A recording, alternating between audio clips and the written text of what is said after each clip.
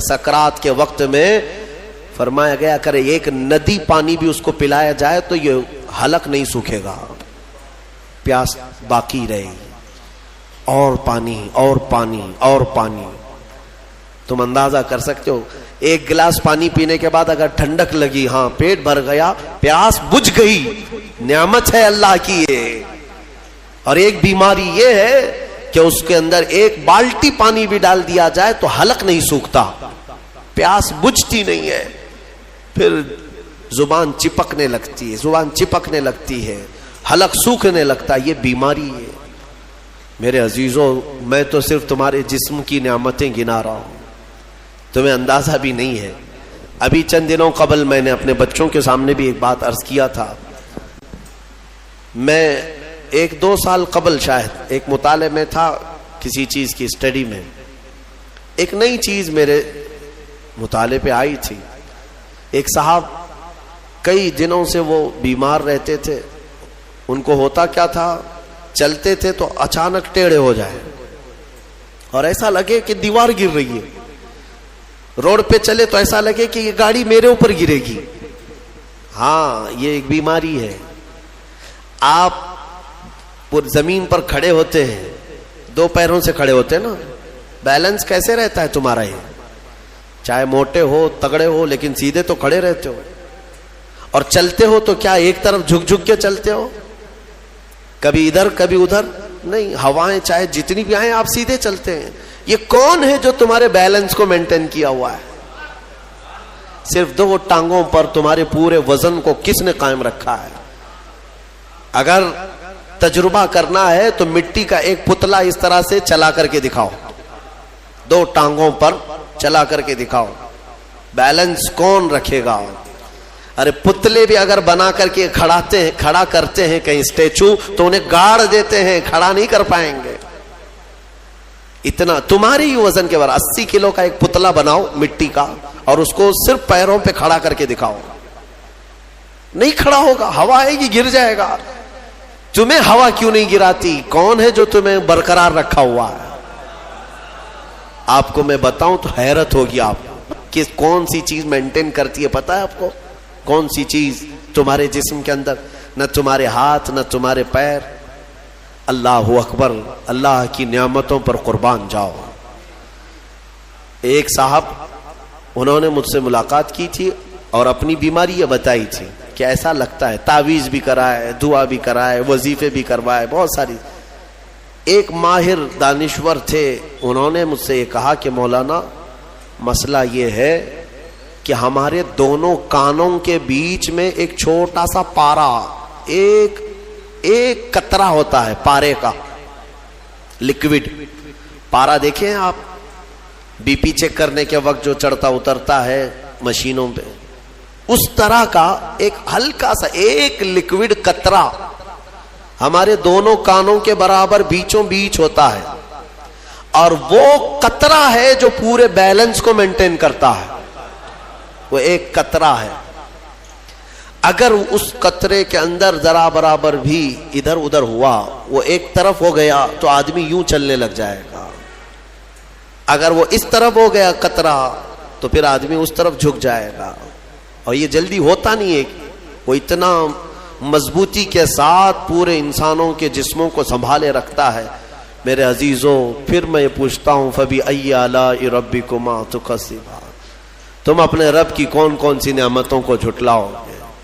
اور ایک بات, عجیب عجیب چیزیں میں نے دیکھی, کبھی ہم غور نہیں کرتے نا اپنے جسم میں, اور اسی لیے میرا رحمان فرماتا ہے وَفِي أَنفُسِكُمْ أَفَلَا تُبْصِرُونَ, تمہاری ذات میں میری نشانیاں ہیں, تم دیکھتے نہیں؟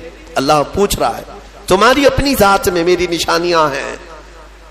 محبوب الہی نظام الدین اولیاء رحمۃ اللہ تعالی علیہ نے فرمایا اللہ تبارک و تعالیٰ تک اگر پہنچنا چاہے بندہ تو صرف اس کی نسیں جو ہے نا, اس کی رگیں, یہی کافی ہیں اس کے لیے. ہاں میرے عزیزوں, آج بھی ڈاکٹرز یہ کہتے ہیں کہ تمہارے جسم کے اندر کی نسیں اگر کھول کر کے پھیلا دی جائیں تو 10,000 کلومیٹر تک پھیل جائیں گے, یعنی تقریباً ایک دنیا گھومنے کے برابر. اتنی نسیں تمہارے جسم کے اندر ہیں کہ اگر ان کو کھول کر کے پھیلا دیا جائے تو اتنی لمبی ہو. کون ہے جو یہ سارا مینٹین کیا ہوا ہے؟ اور ہر نس میں وہ خون کو دوڑاتا ہے اور پھر واپس پہنچاتا ہے دل تک. ایک چیز میں جو کہہ رہا تھا وہ یہ ہے, عجیب سی چیز ہے. ایک صاحب نے فرمایا کہ ایک بیماری ہے کہ یہ ایک صاحب ہیں کہ ان کی آنکھوں کی پلک بند ہی نہیں ہوتی.